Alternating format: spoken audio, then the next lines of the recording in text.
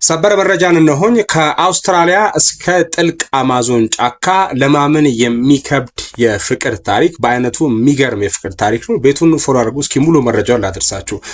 በአውስትራሊያ ማለት ነው ኩዊንስላንድ የምትኖር የ26 ዓመት ጆርዳን አንድ ምሽት ማለት ነው ኢንስታግራም ገብታ ሪል ስታይ ድንገት በኢኳዶር አማዞን ጫካ ውስጥ ከሚኖር ፒቲሩ ጋር ድንገት ትገናኛለች። ኢንስታግራም ሪሎችን ካየች በኋላ ማለት ነው።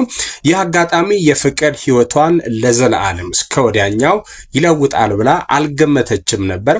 ለ4 ወራት ያህል በኢንተርኔት በቻት ማለት ነው ካወሩ በኋላ ጆርዳን አስገራሚ ውሳኔ ወሰነች። የቢሮ ስራዋን ለቀቀች፣ ሻንጣዋን ጠቀለለችና ፍቅረኛዋን ለማግኘት ለረጅም ጉዞ ተሰናዳች። በጣም ነው የሚገርመው።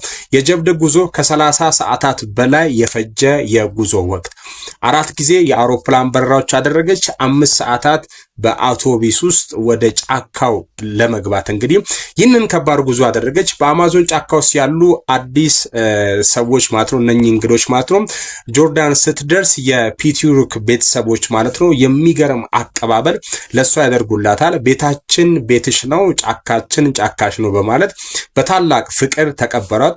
አሁን ጆርዳን የምትኖረው ፍጹም የተለየና ደስተኛ የሆነ ህይወት ነው። ውሏን በጥቂቱ ልንገራችሁ። በጧት በባህላዊ የከበሮ ድምጽ ትነቃለች። በዝንጀሮች ጋር ስትጫወትና ስትዝናና ትውላለች። በታንካ ጫካዎችን ቼክ ታደርጋለች ታያለች ማለት ነው። በፏፏቴዎች ስር ከፍቅረኛዋ ጋር የማይረሳ ጊዜ ታሳልፋለች። ይህ ታሪከኛዋ በቲክቶክ ላይ በሚሊዮን እንግዲህ ሼር ስታደርግ በሚሊዮን የሚቆጠሩ ሰዎች ልብን ነክቶ እንግዲህ ብዙ ቪውንና ቫይራል መውጣቸዋል። ጆርዳን አሁን የህይወቴን ፍቅር ከምትለው ሰው ጋር ለመገናኘትና የነፃ በረራ ትኬትን እንግዲህ ተሰጥቷታል ማለት ነው። ውድ አድማጮቼ የእናንተ አስተያየት በዚህ ጉዳይ ላይ ምንድነው? ያስገራሚ ታሪክ ፍቅርን ርቀትና ድንበር እንደማይገድበው የሚያሳይ ቆንጆ የሆነ ታሪክ ነው። እናንተስ በኢንተርኔት ወይንም ደግሞ በቻት የሚጀምር ፍቅር እውነተኛ ነው ብላችሁ ታምናላችሁ?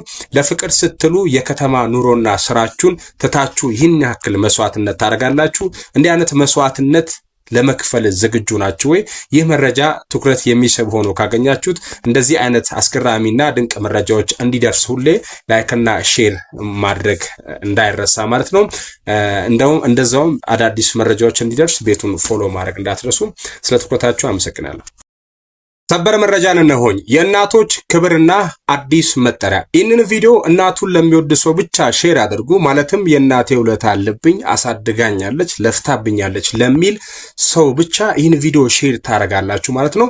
በተባበሩት አረብ ኤምሬትስ የዱባይ አልጋውራ ሼክ ሐመዲን ቢን መሐመድ አል ማክቱም የሚደነቅ መመሪያን እንግዲህ በሰዓት አስተላልፎ በሶሻል ሚዲያ መነጋገሪያ ሆኗል። እናቶች ቤተሰብንና ሀገርን በመገንባት ረገድ ያላቸው ሚና ከፍ ለማድረግ የቤት እመቤት ሃውስ ዋይፍ የሚለው መጠሪያ ተትቶ በትውልድ ቀራጭ ጄኔሬሽናል ሼፐር እንዲተካ እንግዲህ ትዕዛዝን አስተላልፏል ማለት ነው።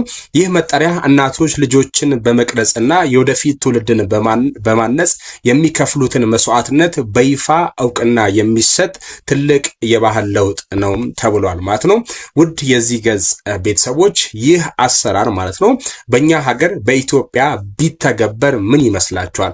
ማለትም የቤት እመቤት የሚለው ቃል ተነስቶ ጄኔሬሽናል የትውልድ ቀራጭ የሚል ስያሜ ለእናቶች ቢሰጥ፣ እናቶች የቤት እመቤት ከመባል ይልቅ ትውልድ ቀራጭ ተብለው ቢጠሩስ እናንተ ምን ታስባላችሁ?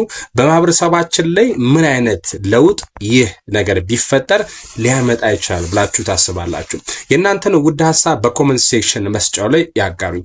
ይህ መረጃ ለሌሎች እንዲደርስ ላይክና ሼር በማድረግ ተባበሩ ማለት ነው። መሰል ወቅታዊና ትኩስ መረጃዎች እንዲደርሳችሁ ፔጁን ፎሎ ማድረግ እንዳይረሳ።